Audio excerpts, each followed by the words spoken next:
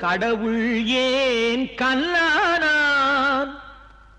மனம் கல்லாய்ப்போன மனிதர்களாலே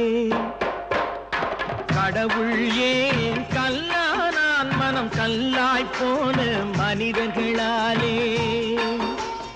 கடவுள் ஏன் கல்லானான் மனம் கல்லாய்ப்போன மனிதர்களாலே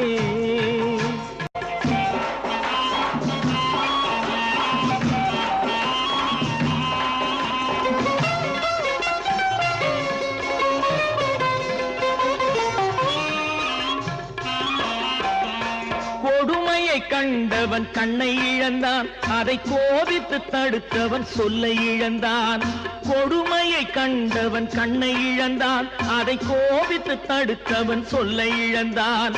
இரக்கத்தை நினைத்தவன் பொன்னை இழந்தான்